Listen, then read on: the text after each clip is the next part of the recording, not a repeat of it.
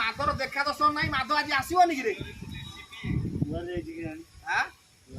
ଲଗଉଁ ଟିକେ ଫୋନ କରୁନୁ, ମୋ ଫୋନ ଟା ଛାଡ଼ି ଦେଇ ଯାଇଛି।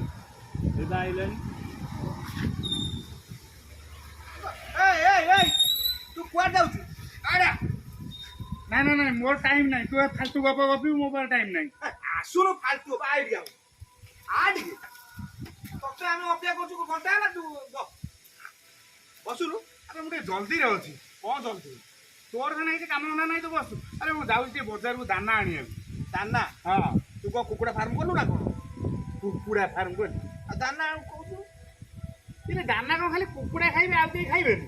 ଗାଈ ପାଇଁ? ଆବେ ମାଛ ଚାଷ। ମାଛ ଚାଷ? ହଁ।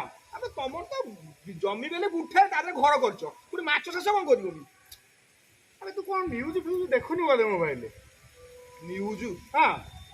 ତୁ କଣ କହୁଛୁ କିଛି ବୁଝିପାରୁନୁ?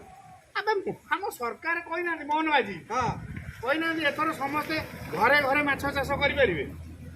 ହଁ ଥରେ କହିଥିଲେ, ମୁଁ ଦେଖିଦେଲି। ହଁ। ତୁ କରୁଛୁ ନା କଣ? ହଁ। ତୁ କୋଉଠି କଲୁ?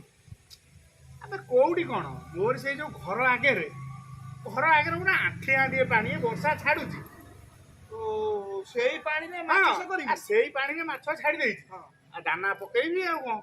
ଆଉ ତା ପାଇଁ ଜାଲ ଆଣିଛୁ? ଆ ମାଛଟା ବଡ ହେଲେ ପୁଣି ଧରିବୁ ନା ନାଇଁ? ହଁ। ଆଉ ସେ ମାଛ ବା ସମୁଦ୍ରକୁ ପଳେଇବେ, ସେ ପାଣି ମହାନଦୀରେ ପଶି ସମୁଦ୍ରରେ ପଶିବ। ଆବେ ସିଏ ପାଣି ଯେତିକି ହୋଇକି ଶୁଖିବନି, ବର୍ଷେ ଯାକେ ବି ଶୁଖିବନି ମତେ ଲାଗୁଛି। ଏ ପପିନା। ଓହୋ, ତା ପୂର୍ବରୁ ମାଛ ଧରିକି ବିକି ଦେଇ ନଦେବି?